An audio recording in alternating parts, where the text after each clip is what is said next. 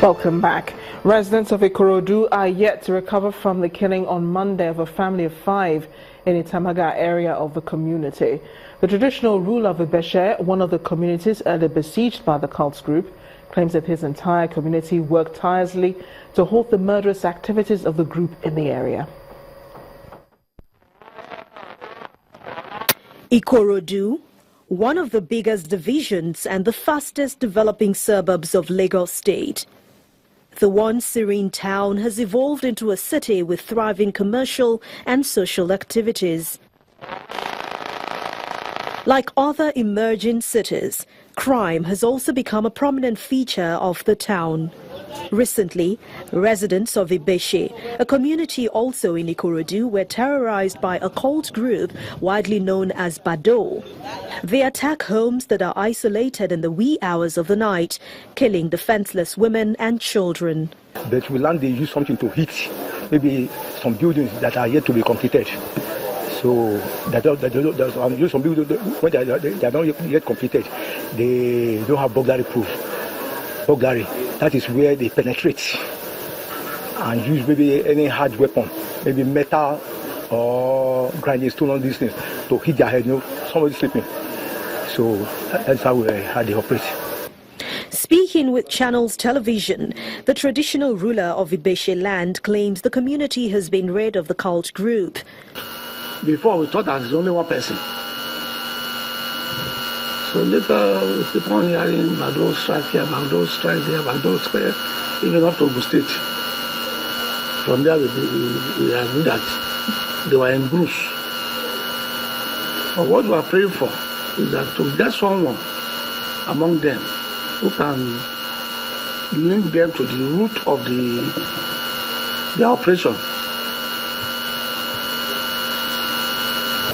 Like those police now, they are with us every day, both morning, afternoon, night. They have been doing a lot of work. But what I want a government to do, anybody that they caught, anybody that they lead to that person that is their leader, the government should not take that person easy. We have to know all these things. But the menace resurfaces more recently with the attack by the Ghost Killer Gang on an entire family of 5 in Itamaga area of Ikorodu in the wee hours of Monday.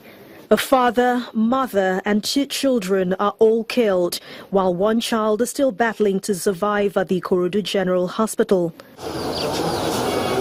At their home, these family members are not willing to speak on camera as they have come to make preparations for the wife's burial. The entire area is presently deserted. The man, who has lived together with his family here since 2009, is now buried at the entrance of the house. As the police go after those behind this blood-chilling act, what could be the reason behind these killings in Ikorodu, and who are those behind it? Your guess is as good as mine. Horrific pictures there in that report. Now the coast appears to be getting clearer for the incumbent governor of Anambra State, Willie Obiano, ahead of the November 18, 2017 governorship election as groups endorse his candidacy. The latest being the Allied Support Group led by the former governorship aspirant, Ikorodu Odunze, who appealed to other contenders to drop their ambition in the interest of continuity. The venue of the meeting is Awka, and from the 21 local government areas of the state, members of Ikorodu Odunze Allied Support Group converge. They have come to make a declaration of their support for Governor Willie Obiano towards the state's governorship election in November, citing the developmental strides of the governor in the state. The governor turned the state from criminality to non-criminality. The instability in the state before he came. Because where there are armed robbers, where there are kidnappers, where you have all these problems, which means instability, it was replaced by stability.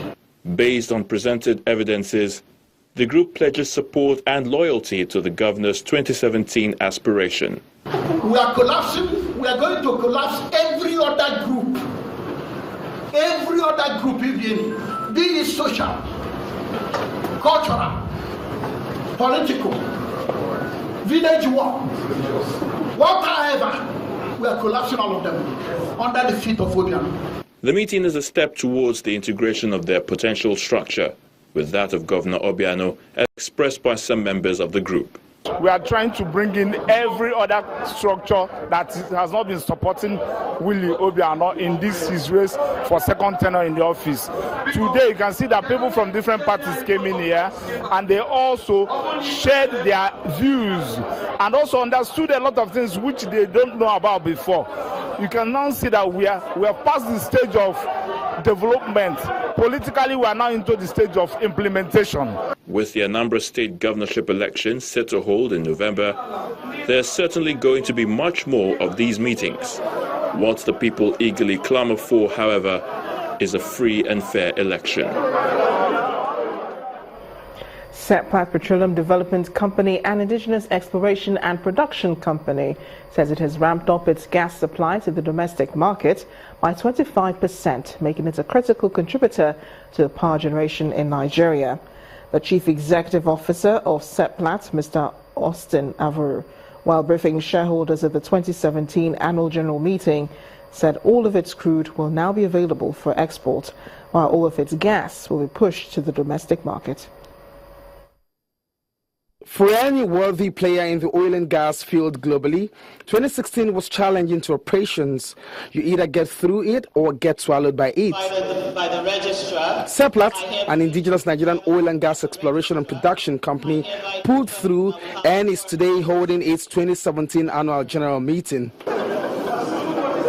The well-attended meeting gave management opportunity to explain to her shareholders how the company fared in the year 2016 and how they responded to the interruptions in export lines and global oil prices. One of the things we did was to champion the export of crude oil production through an alternative export route, and we did this through a dedicated pipeline that is owned by us, that is quite safe, and we exported through the Warri refinery terminals. From the board point of view, we maintained a very stringent prudential guidelines that the management has followed very well, cutting down our costs and making sure that our eyes are on our liquidity at all times. All of this put together has meant that this company has continued to grow from strength to strength. Constructively, the company successfully implemented an alternative export solution, increased gas revenue year-on-year to $105.5 million, coming from the Oben gas processing facility that doubled its capacity. Almost 1/3 of all the gas supply to power comes from Seplat today. Now that we're back to full oil production, we will be ramping up our gas production from levels of 250 million scf a day that we have been doing the past 1 year, and we are targeting by the end of the year to heading towards 400 million scf of gas per day. As I said, that's about 1/3 of the 1.2 BCF of gas that is supplied domestically. So we're very big in domestic gas supply.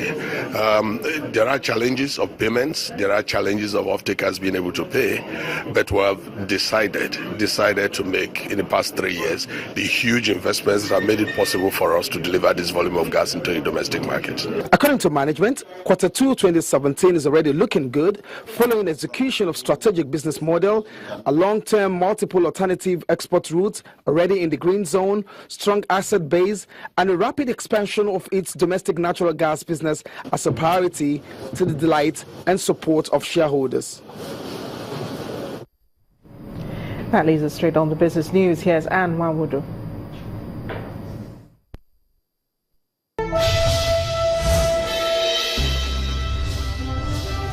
Thank you, Amarachi, and welcome to Business News. Nigeria's central bank has released its manufacturing and non-manufacturing report, showing increase in all the indices measured in the month of May. Manufacturing activity measured by Purchasing Managers Index was reported higher at 52.5 reading, posting a second consecutive month increase.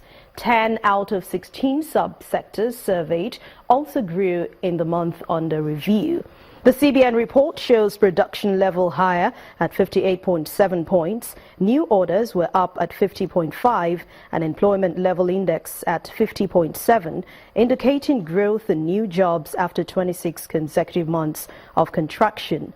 On the non-manufacturing front, the composite PMI was higher at 52.7 after 16 months of contraction. The process of privatizing or concessioning Nigeria's 4 refineries to new owners or partners must be based on good reputation, transparent bidding process, and competency of the bidder.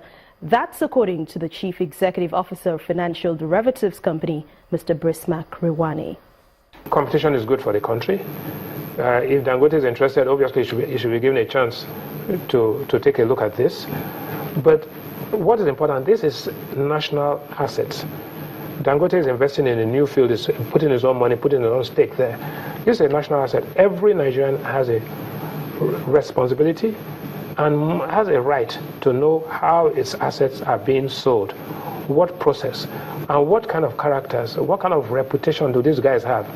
If the Italians or Germans or Portuguese, if you have a reputation that stinks, then you cannot be part of that process.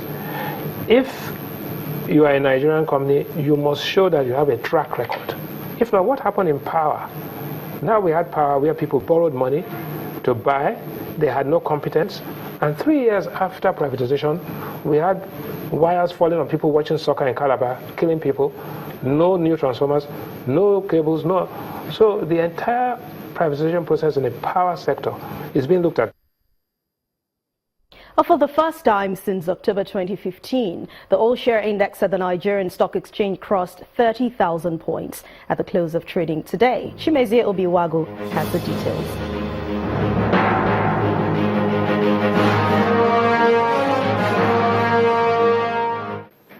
Hello and welcome to the Stock Market Report. The Nigerian equities market began the new month smoking hot after the news that Nigeria's weighting in the MSCI Frontier Index has been increased to 7.9% from 6.5%. Analysts expect more interest in Nigerian equities as funds tracking the index may increase their weightings. The all-share index crossed the 30,000 psychological mark, up 2.77%. The market capitalization also rose significantly to about 10.5 trillion naira. On the price movement chart, only 11 stocks posted declines while 39 posted gains. The highest percentage gainer for the day is FBN Holdings. The share price went up by 10%, and don't forget that FBN Holdings is one of the Nigerian companies on the MSCI Frontier Market Index. Other gainers are May & Baker and Learn Africa. The decliners table was topped by Linkage Assurance, which shed weight by 9.52%, followed by O&O and 7-Up. In 5,107 deals, investors traded over 434 million shares worth 4.62 billion naira. The banking stocks remain the volume drivers, with Diamond Bank, UBA and Access Bank leading on the top trade table. And that was the Stock Market Report. I'm Chimezie Obiwago.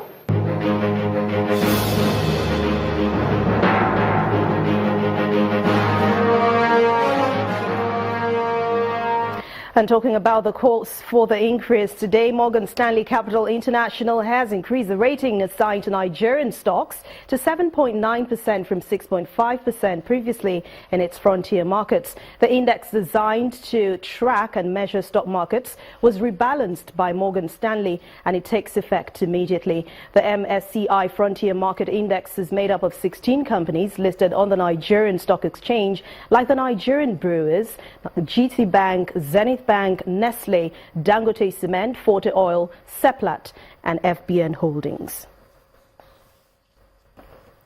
Now, the European and U.S. markets closed Thursday's trading sessions higher ahead of a monthly jobs report. Let's check out all the other markets around the globe.